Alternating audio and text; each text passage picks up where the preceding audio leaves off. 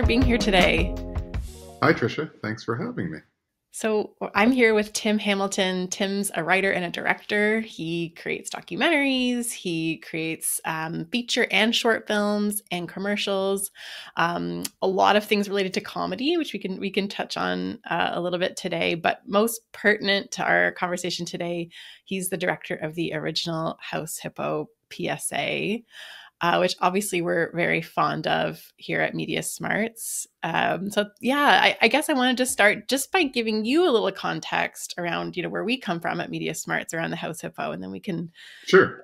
can launch in. But basically, when the Concerned Children's Advertisers closed their doors many years ago, they bequeathed like that's a hard word to say. They bequeathed their assets to MediaSmarts, and that included the House Hippo.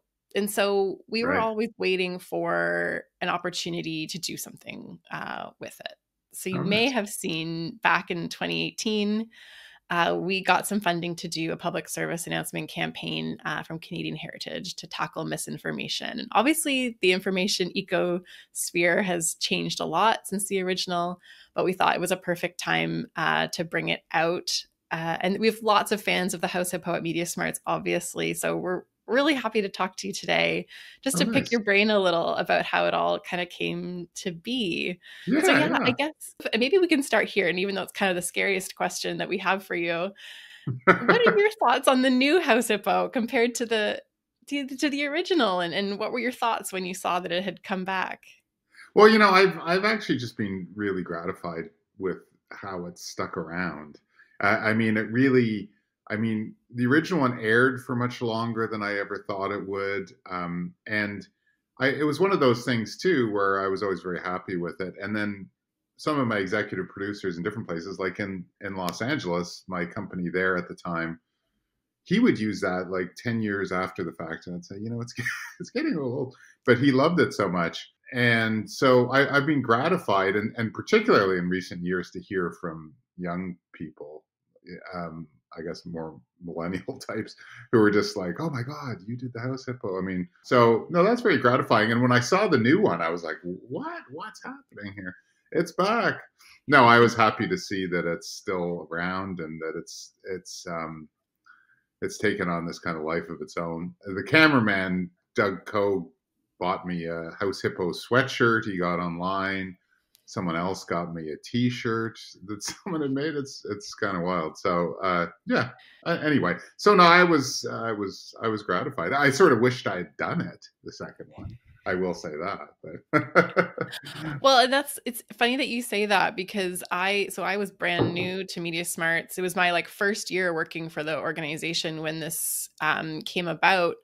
And I think and it was done in such a hurry. It was like a real time crunch. So I don't know that it even occurred to anyone to come and approach the original creators. I think it was sort of like, oh, we got to just do it and get it done. And I think in retrospect, it would have been nice to have you, involved. So that's our bad. My apologies, but I'm glad to be talking. I totally understand. I have no expectations around those things. That's the way it works in our business. Yeah. Well, and I wanted to find out a little bit more about how the campaign came about in the first place, and who kind of initiated it. And did you get approached by the Concerned Children's Advertisers? How did that all work?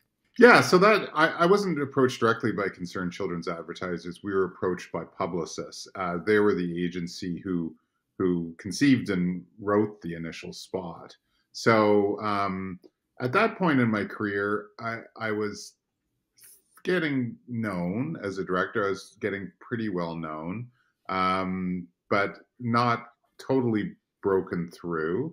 And it was one of those things where my production company at the time, Avion Films, and the executive producer was Michael Schwartz. We talked about it. We got the script. He said, do you want to do it?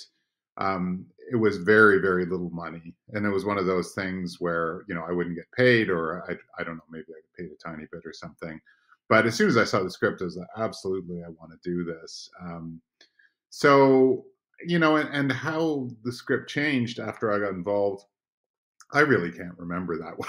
But I know that certainly there was collaboration. But the original team was a guy named Malcolm Roberts. He was the art director and creative director, and Siobhan Dempsey was the writer. And so they came and they had this idea, this for this kind of documentary about the house hippo, and but of course at that time there was very little CG. I guess Jumanji had maybe just come out, the first Jumanji. So the big question was, oh, how can we possibly do this? And they had very little money. I reached out to Malcolm because I couldn't remember the budget. He thinks it was around 25,000, which is very, very little. Even back then was very, very little. And certainly for something that ambitious. So my take on it was, we should think of this as kind of a hinterland who's who. Like, I don't know if you know that. You're probably too young to remember seeing those. But we would wake up seeing them with cartoons every Saturday, and it'd be a little documentary about an animal. And so we thought, oh, that's the great model for this. And that's something between that and a kind of National Geographic kind of thing in certain ways. So yeah, so I guess we collaborated on that. And I think maybe, for instance, it was my idea for the little peanut butter footprints and things like that. I can't remember. Like, it was basically my job to come up with what's happening in the scenes. Those kind of like iconic moments, like you're talking about in the scenes, the like chip crumbs and the peanut butter toast and all that are really kind of like cemented in people's brains. So it must be so funny to think that like some people's core memories are associated with those moments that you were spending kind of thinking about what would it look like, and how does it all come to Yeah. life. Yeah, and it was really fun. I mean, for me, it appealed to me on a couple levels.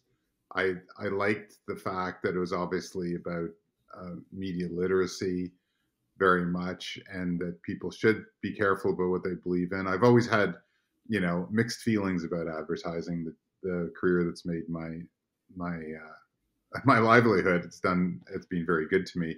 But on the other hand, I don't like misleading advertising. I want to be associated with advertising that is of a high quality and isn't misleading and so on. So I thought this was a great message, particularly for kids. But as a former kid myself, who grew up making models and making my own little miniature worlds, as young directors probably all do, in various ways. This was kind of like a return to childhood, and I loved the magic of it, that. So yeah, my take was, this is like a documentary. We do it like a documentary. And the first thing was, yeah, do we do this as CG? And that was very quickly disposed of as being too expensive. We even looked into, well, what if we somehow shoot a hippo? Can we get permission to go into the zoo or something and shoot plate shots of a real hippo? No. Well, hippos are incredibly dangerous. There's absolutely, you just do not go anywhere near them, film them. It's impossible. So although I filmed tigers and cheetahs and bears, all sorts of things, and being in rooms with them, you can't do that with a house hippo, or with a hippo, let alone a house hippo. So I thought, well, what we could do is get stock footage and rotoscope it into these things, and we sort of, I guess, did a storyboard of how we saw it going, and then I tried to find footage that would work with that. So I personally went through all this stock footage of wild hippos in Africa, and then probably adjusted some shots, or even came up with ideas for shots based on what we found, and things like that. So that was the process, and we ended up bringing in a post-production partner. I think it was Spin Productions, great compositing guy there. So yeah, it was very much a collaboration. It was very much like all hands on deck, and we all took part, and I supervised the post to the end. I really started kind of more in the effects world as a commercial director, more than comedy, and I was making a transition. So it was perfect timing for me, because I understand compositing, and I understand matching lighting and angles and things like that. And I'm a real stickler for that.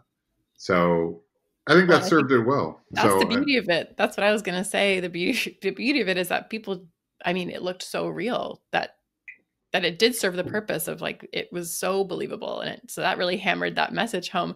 The funny part being, that it looked so real that sometimes kids kind of like tuned out the message at the end. Yeah, We I hear that a know. lot. Yeah, that I people were hear like, that a it lot looked so too. real.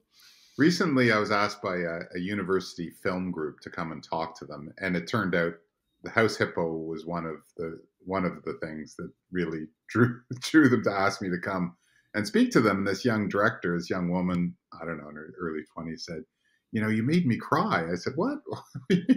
She said, "Well, I wanted a house hippo for Christmas, and I asked my parents when they told me it didn't exist. I burst into tears and was quite inconsolable." So I felt quite badly about that. And it is, of course, completely ironic that we ended up fooling a lot of kids.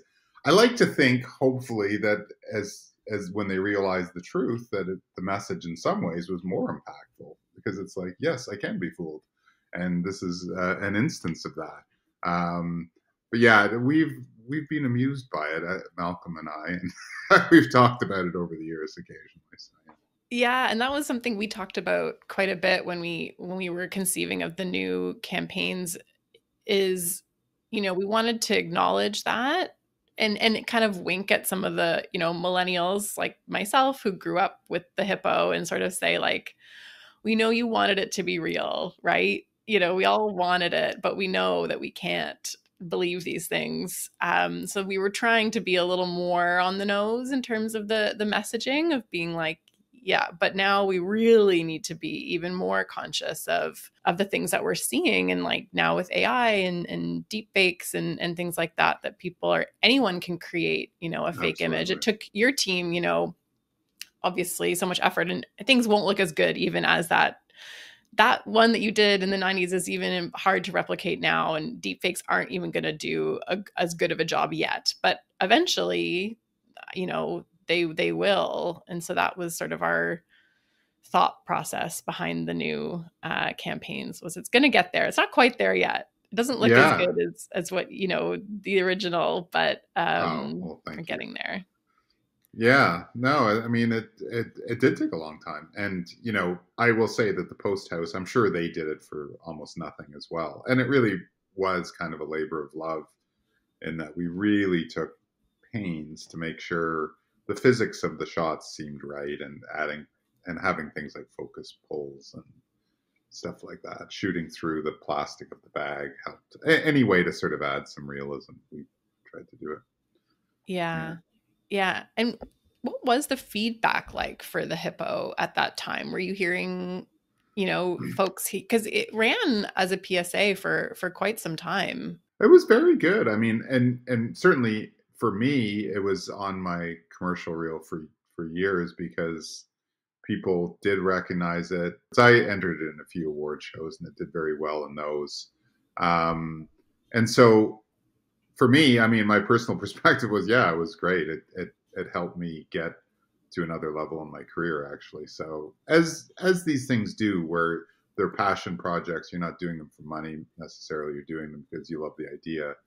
And we really had kind of an A team on that. The cameraman, this guy Douglas Coe, he shoots some of Cronenberg's films now. He's shot Bollywood, Hollywood. He shot a lot of classic Canadian films. Like so the crew we had too were all my crew that I would normally use, but everyone just did such a great job. The props person, I believe, was a guy named Colin McCool, who made the little nest that he sits in and that we actually physically would pull down as if he's sitting on it and stuff. We went through a lot of trouble to make sure this stuff was Yeah. worked.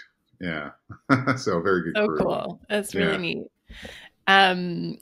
Interestingly, the version of the hippo we did in 2018 was actually mostly puppetry. So they built like a puppet version of Oh, the nice. house hippo.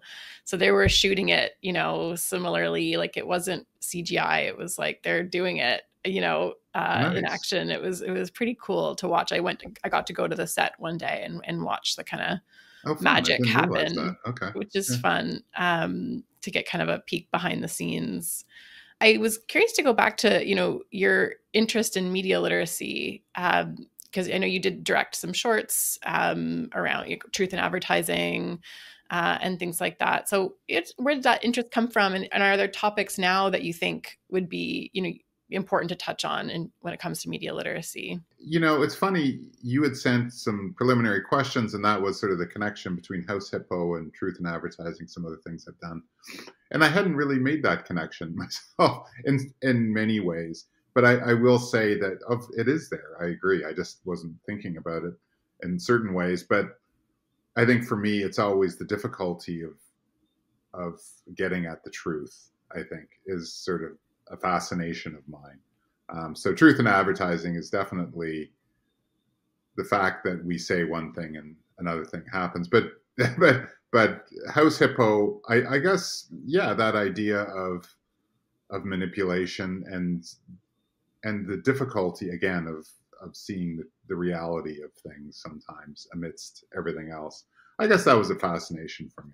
Yeah, so but you brought it to my attention. Really, I was sort of it didn't feel nearly as pressing when we made it as it does now. Now I'm very alarmed. I particularly am quite vocally an opponent of, say, AI, for instance, and at least in the mode that it's used now.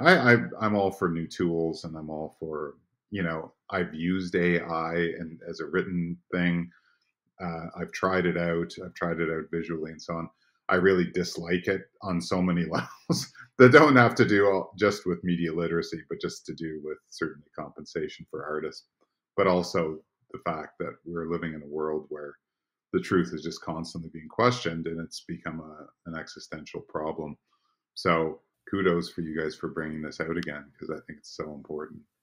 Well, thanks. Yeah. I mean, obviously we fully agree. And I think it's gonna be really interesting to see over the next few years how it evolves. And like you said, there's so much to consider, and there's not enough, guardrails in place. I think it's sort of like the cat's out of the bag, right? And Yeah, it's hard to get absolutely. it back in. And so trying to prepare people to be aware of it and be, conscious of what they're seeing. And I think also, demanding that the media that they consume be created by artists, by creators, Hmm. we're seeing a little bit of that pushback, right? Of people finding out, oh, this movie was made, partially with AI, and people, I hope people will still want art created by people.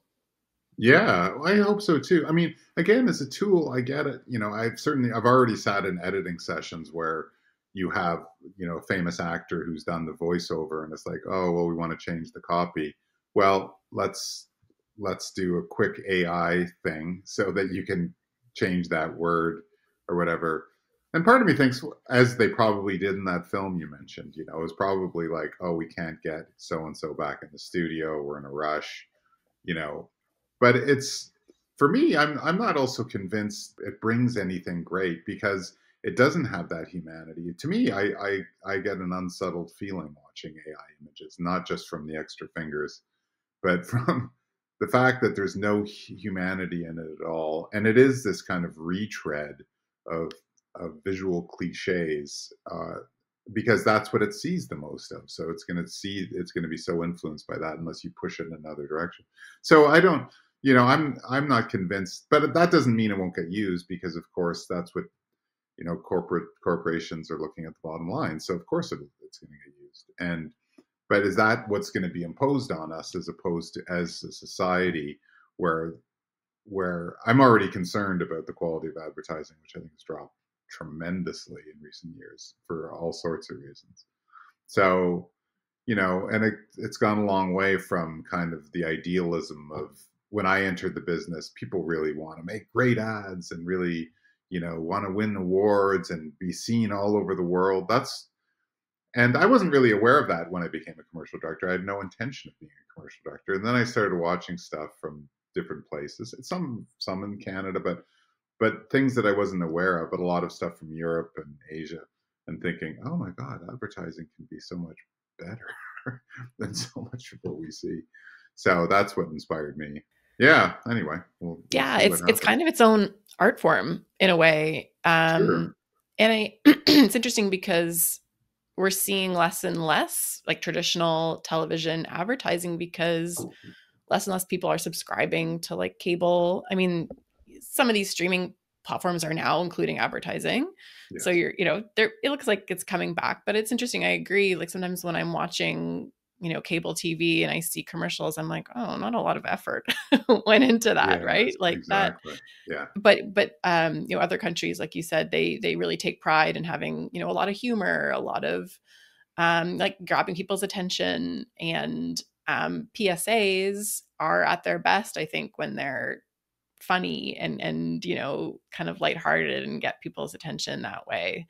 So maybe sure. we'll see a resurgence of that. It would be cool. And I think it's interesting as a communications director and someone who's kind of managing these campaigns, we are putting a lot more energy into social media, a lot more energy into YouTube advertising and that kind of thing, trying to find people where they are. Have you seen that in your work of sort of like a shift in what people are trying to do with their advertising and what kind of format it takes? Well, yeah, for sure. I mean, definitely now, like it used to be, okay, you'd shoot a 30-second commercial, maybe you'd shoot a minute commercial. And the House Hippo, yeah, that was a minute. That was one of the last minute-long commercials I probably ever did. So things continually get shorter. And then, of course, there's 6-second commercials, 10-second commercials, social media sort of offshoots of it. So, I just did commercial with Connor McDavid recently um, for Remax, and so we would shoot the commercials, but then, and I'm always shooting variations of them because we're improvising, I'm writing options, they're throwing in options, but then we would do, the sort of, hey, this is a version for TikTok and it's completely different structure and so on. I love that. I mean, that's fun for me because it's more freedom and sort of playing with those kinds of things. And so and also trying to tell a story in 6 seconds is very, very challenging of any kind, just to get anything done. So I do treat that. Sometimes it's irritating, but I do treat it as a challenge. And when it works, it's like, oh, that's kind of amazing, because that is the skill that good advertising and commercial directors have, I think, is that making these tiny little stories, or it's almost like jewelry work or something. It's so so that Yeah. hasn't changed. It's become more intense in that sense. Yeah, but there is and there's still good advertising, but it's fewer and further between, for sure. Yeah. Yeah. No, it's really interesting. Well, I had a question from a team member of mine when I mentioned I was going to be speaking with you. And it's a tricky question, but see what you think. They wanted to Sure. know if you could introduce a new kind of icon or figure like the House Hippo, what would it be and why? And is there like a topic for a PSA that you would love to see? Oh, geez, I'd have to give that some thought. I Yeah. think it would be good to tackle the AI thing and the humanity of it. I think that's, people aren't thinking enough of that our innate humanity. Like I was thinking about, for instance, it's interesting that the film Honora, I don't know if you've seen it, but it won the Academy Award for Best Picture. An unusual film. It wasn't my world's favorite film. I thought it was good, but I thought this is a film that is exactly the opposite of AI, and I really appreciate that about it. That it's Mm. very gritty. The humanity in it's very raw and real and unexpected in terms of the woman's performance. I can't remember her name, but she's so good in it. She really is very, very good in it. And I thought, you can't do that with performances. So that, I think, for me, it would be something about that, about maintaining our humanity and not always looking for the shortcut. That's where we are now as a society. Of course, it's all, how do you get things done quickly, but we need to have some love in our even our advertising. Like, do we want to lose that humanity of seeing a really funny commercial that's actually like, oh, that was actually a funny insight, or and it's a genuinely honest advertising for a decent product, as opposed to just this kind of, I don't know, this kind of dumbing down of imagery with AI and so on. So that's where I would go. I don't Yeah. know. I don't know what the character would be. Um, Yeah. I love the miniature world. Like, I think the miniatureness of the House Hippo can't be overstated. I think that was a brilliant thing on Malcolm and Siobhan's part to make it this miniature thing, because you're immediately in this alternate world. And for kids, we all do that with our toy cars. I remember my son, when he was little, he would line up all his cars very exactly, my son William. And and kids want to make those little mini worlds. So I think that was part of the success of that, was, again, the magic of it. And maybe we went too far with that magic, in the sense, although that was the brief. So anyway, No, maybe we could have spent longer at the ending really debunking it. And I think if I was to redo it, that's what I would do. I would say, let's revisit that last scene and maybe elaborate on it for another beat. But hey, yeah, no, it's great. And I think years ago. agreed. And it stayed right in that, I don't know, in some part of people's brains. So you made it so memorable. Right. I'd love to know if you've had any thoughts about like what you'd like to see the House Hippo do, like the future of the Hippo. Like we have at MediaSmarts this great, asset. Like we're sometimes wondering, like, how do we make the best of it? And if there's anything, you have thought about the future of the Hippo. The future of the Hippo. Gosh, I don't know. We kind of like to bring it. I mean, it's obviously a symbol of media literacy as a whole, but we've sort of made it the symbol of like misinformation. Yes. When we trot it out, it's really about that. It's about, and now like online misinformation. I could see bringing it into situations, other kinds of misinformation situations, and having a tiny house hippo going through it or something like that, just to show things that people do fall for in reality. And I'm not sure. Some of them, of course, you never want to actually show, but I have to think about that. But I could see that, as a way of reminding, this is just as ridiculous as having a miniature house hippo. I think that would be maybe my focus. Let's talk. Well, I have to think about it. Yeah, we're, very proud to have, to be able to have that kind of like mascot, as it were, at MediaSmart. So we'll take good care. We'll take good care of it. We promise. Nice. Very good. I have a last question that we like to ask everybody that we chat with as part of this series. Is there a piece of media you've consumed recently that you would like to recommend? A TV show, a movie, a podcast, anything?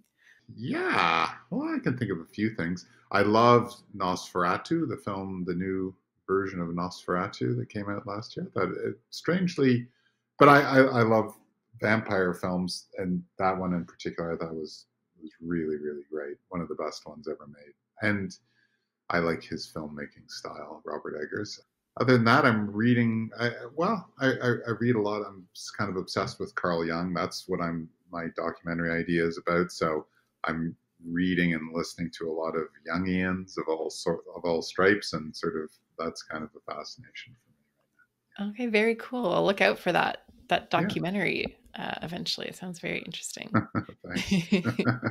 Excellent. Well, that's it for today. Thank you so much for joining us. It's been really fun chatting about the Hippo and advertising and AI and all this great stuff with you. Oh, thank you. It was really nice to chat with you. Yeah.